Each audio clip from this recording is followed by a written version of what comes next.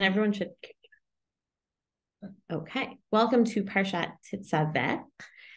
This week, I, like probably many educators, wanted to find some kind of like crossover to Purim. Um, for many holidays, the crossovers work really well. And there's like an obvious connection. But the Purim story is like a story, right? It's all about the narrative. And this set of parshiot, right, because it's not always Tetzaveh that's immediately beforehand, are not stories. They're not narrative at all. They're very detailed directions for the Mishkan that we then use some of in the Beit HaMikdash as well. And so it was a little bit harder to find a crossover, but I think I found a good one. So let me share my screen here. And this week's parsha focuses a lot on the clothing of the Kohanim.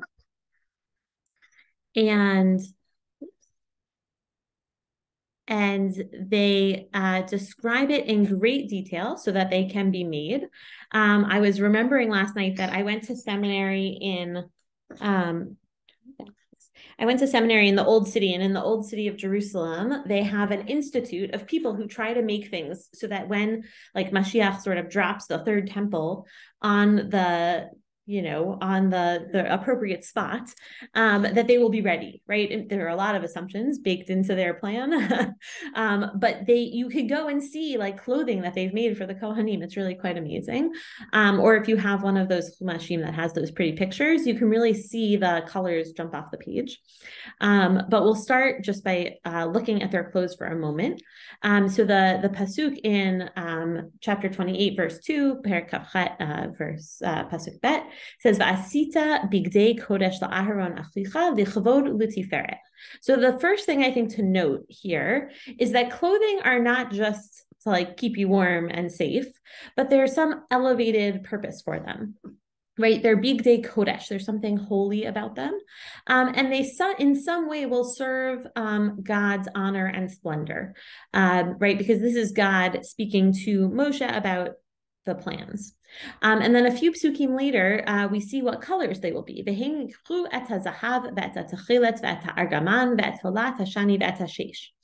And so these are gold and blue and purple and crimson yarn and fine linen.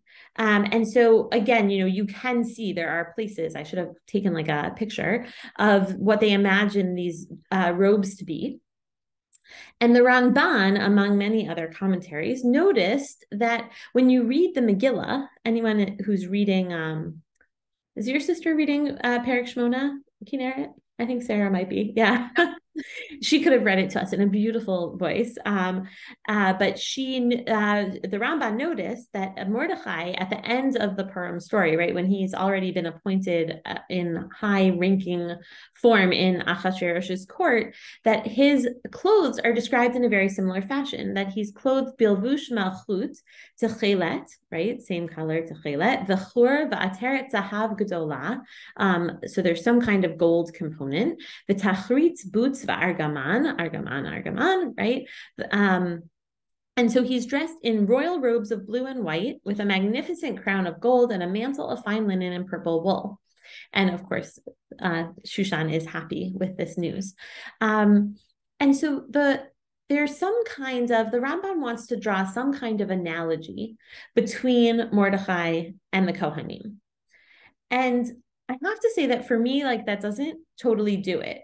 Right? The Kohanim are like these people who work in the background and are very, right? We don't know exactly how they did what they did, right? We can't go see them in the Kodesh Kadoshim like the Kohen Gadol or even some of the other back places. They're treated very differently.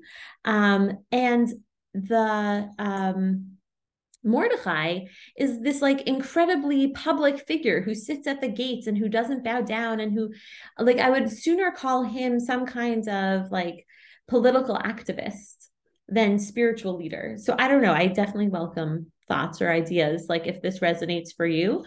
Obviously, the comparison is there, and I wonder if instead of being meant to be an analogy, it's meant to like highlight the contrast in some way.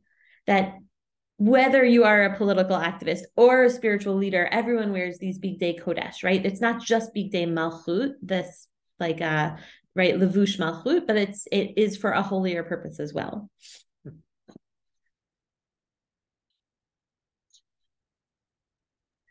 I was also struck by like, yeah, I don't know, generally I'm interested in the broader history of clothes and garments and how I think like, yeah, all of these colors are also very important to the Romans too, and just like different, like purple, especially historically, have been so Mm-hmm. like associated with wealth and kingliness and splendor. So, but no, I think I agreed with you where I was sort of like, this seems like a stretch, Ramban in terms of, like that these are that connected. Yeah.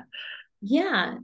Yeah, great point, right? Even in the first parak of Esther as well, there are the king's feast is sort of outfitted in these colors. So I totally agree with you, Elizabeth, that like it's not just right, and maybe that's that, right? It's not just these two. It's not like a divine intervention. It's just a coincidence.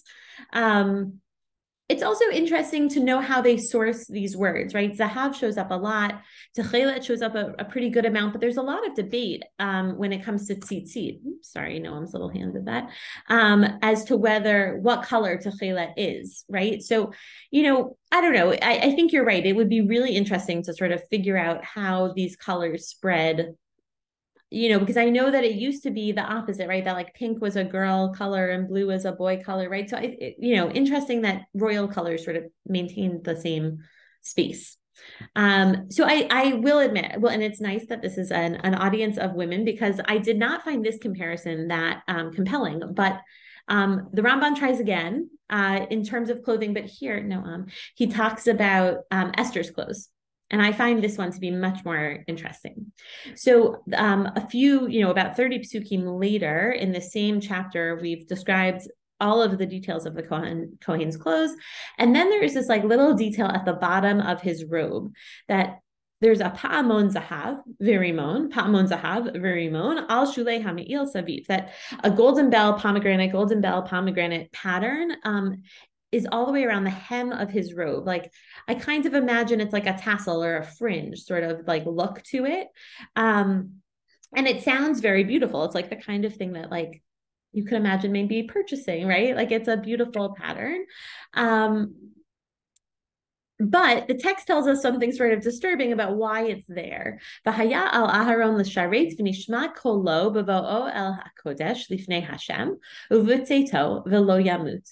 That they will be on Aaron when he goes in to serve, and the sound will be heard, right, of the clanging of the rimones hitting the bells, the pomegranates hitting the bells, so that when he goes into the holy place before the Lord, so that when he goes out, he will not die.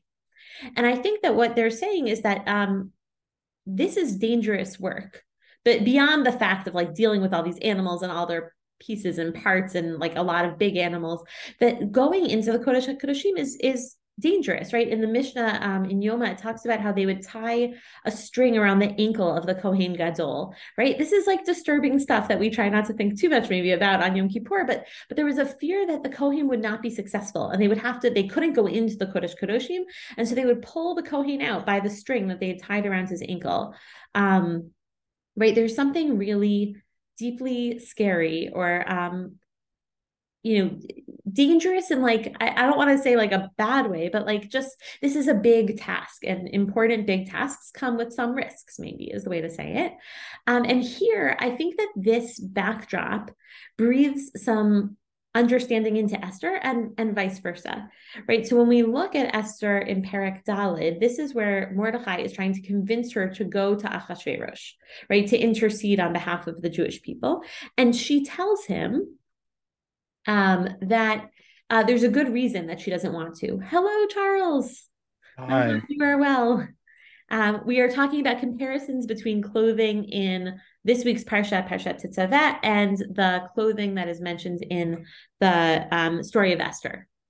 So here we just learned that there are bells around the edge of the Kohen's clothes, so that you can hear that he's still moving around in there and that he hasn't died during the course of his work. And with Esther, this is where we were, is that Mordechai has said, please, you must go. And she says, listen, Mordechai, right? Kol ovdei hamelech ve'am medinot hamelech yodim asher kol ish v'isha asher yavo el hamelech el hachatzer hapnimit asher lo yikareh echat dato lahamit. right? She says, listen, everyone knows, you might not know because you're not an insider to the court. Everyone knows that if a man or a woman enters the king's presence without having been summoned, there is but one law for him, that he be put to death, right? This is dangerous, right? The same way that we might imagine the Kohen going into the Kodesh Kodashim is dangerous, Esther going into the king's court is dangerous. She says, right, only if the king extends his Sharvit HaZahav, his golden scepter, then you will live, Chaya. And I have not been called to the court. And so I think that the Esther helps us understand, right? She's giving a voice maybe to the Kohanim. Like, oh, do I really want to go into these holy places that are really dangerous? How do I know when God has called me and when God hasn't called me? Right? I think she gives like a sort of a more modern, with, said with irony, since this is not modern, but a more modern voice to the Kohen. And we understand how truly dangerous it is. I don't think that it's that Esther is overreacting, right? If we imagine that she's being compared to the Kohen here. And this is in fact the Ramban on our parsha says, right, just like if the Kohen can go in before his Adonav, his master, as if taking permission, for one who comes into the king's house is subject to death at the order of the king, as we see with Achashverosh, right? So possibly the Ramban is doing what I'm doing, and he's reading this at the time of Purim, and he's trying to connect them. But I think that he also really sees, he's trying to understand the feelings of the Kohen. And as I said, I think Esther sort of gives voice to those feelings. So that's part one of Esther's clothes. And then if we look at the Tikkunei Zohar, I think that he gives another perspective here to the Ramban. Hello, Mark, welcome. Where he says that Purim is so called because of Yom HaKippurim, right? There are lots of different ways to look at the circle of the calendar year and connecting different holidays to each other, right? Sometimes we connect like Pesach and Sukkot. They're both festival holidays. They're both 8 days or 7 days, right? But there are other sort of holidays that might match up. We might match Simchat Torah up with Shavuot, right? They're both Torah holidays. And here we're saying that Purim and Yom HaKippurim match up, because Yom HaKippurim does not mean atonement. It means the day like Purim here, right? We can understand it that way. And at first, again, sort of like that contrast between Mordechai and the priests, there's this like feeling of like, wait a second, you could not get 2 days that are less alike on the calendar, right? Purim is this day of childish delight, of like reckless drinking, right? This is like such a fun, light holiday. And so maybe it's in contrast to Yom HaKippurim. But I will say that I learned here from Michael Brooks that Purim is not a child's holiday, right? He's famous for saying, I think, that his perception is that Purim is a very grave holiday, right? And we see the way that things are going in Israel right now, what happens when Jews get power and have a vigilante spirit, right? There's a lot of bloodshed at the end of the Megillah, which is hard to explain to children. And so maybe it would be fairer to say that Yom HaKippurim and Purim are actually sort of similar, that they struggle with scary and deep topics in that way. And so, it sort of, I think it informs both ways. It helps us understand Yoma because Purim is a little bit more understandable than that. And it also gives like a grounding to what happens on Purim on some level, to say that it's like the most holy day of the calendar, maybe to be taken more seriously. So what does Esther do, right? So far, we haven't seen Esther's clothes. Actually, we've only seen that there's sort of a comparison between the danger of entering the king's palace to the danger of entering the holy Kodesh places of the Beit HaMikdash. Esther, she gets dressed. It says, right, so she asks for 3 days of fasting. And then V'yihi b'yom hashlishi v'tilbash Esther malchut. Right. And here it's translated that Esther put on her royal apparel and she goes to stand in the innermost sanctuary of the king. And luckily, the king does allow it in the next pasuk. But the rabbis in Masechet Megillah note that there's strange wording here, right? They say that it says, V'hi b'yom hashlishi v'tilbash Esther malchut.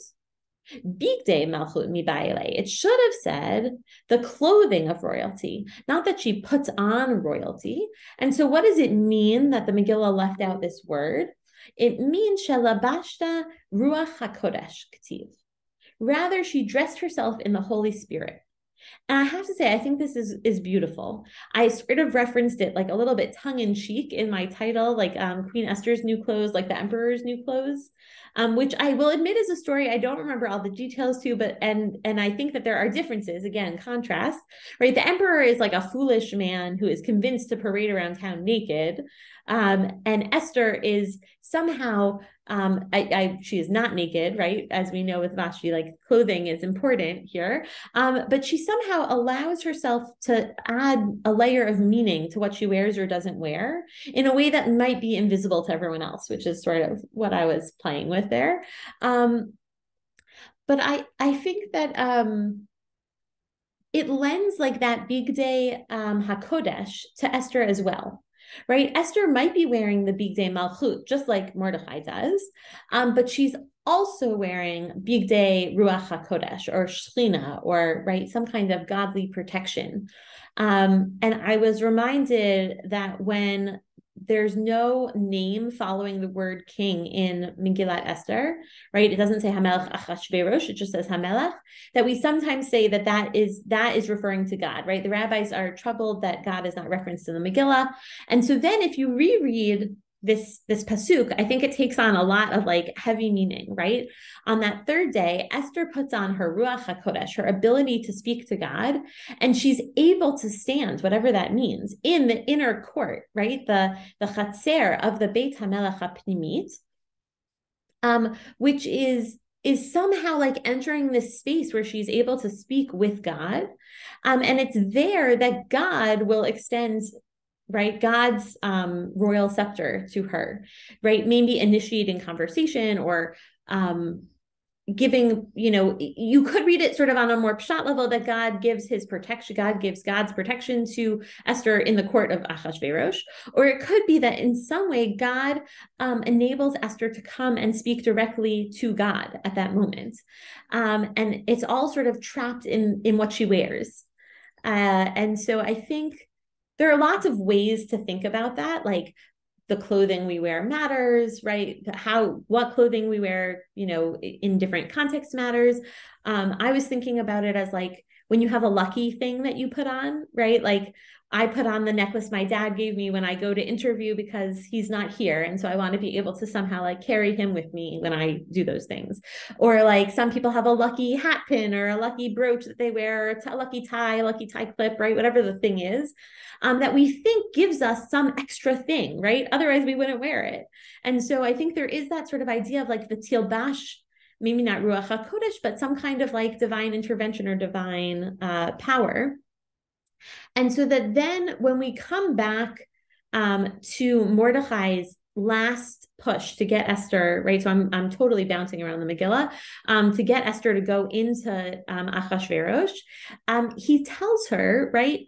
On some level, maybe it's reassuring. If you don't step up, someone else will come and save the Jews, but you and your storyline will somehow be lost. Right. And who knows, mi yodea im la'et kazot higata lamalchut. And I think that here, like this malchut, right, and her wearing malchut, and then making it about the tilbash malchut, again, gives us like this beautiful extra layer that Esther is like the Kohen Gadol, right? Esther is wearing the Bigdei Kodesh because she's wearing the clothing of Ruach HaKodesh. And that is her malchut, right? That she has attained this level, not of being the queen, but of somehow reaching some extra special plane in which she can speak to God. And that when she puts on those clothes, right? Maybe this is more Harry Potter than it is, special garments. Like when she puts on her invisibility cloak, she has this special power. And so I think that when you look at the story of the Kohanim and their clothes, I now have friends who have teenage children, which is kind of shocking to me. And one of them put on Facebook that this is the time of year where he stops listening to the Torah reading until, Breshit again. And I think that it's fair. Like I hear that, But if we think about the Bigdei Kodesh of the Kohanim through the lens of Esther and her clothes and like what it means to be close to God and to wear your godliness or your connection to God on you, that there's like a lot more to the Parsha, and that it helps us unpack the Megillah in this really cool way as well. So I would love to hear what you think. And also if you have your Bigdei Kodesh or your Bigdei Mazal or whatever those things might be for you, how you feel like they relate to Esther. Oh, and there was a request that I stop recording when we allow audience participation, which I want to say no one would ever judge anyone, but I will happily stop the recording. So that's it for the recording. And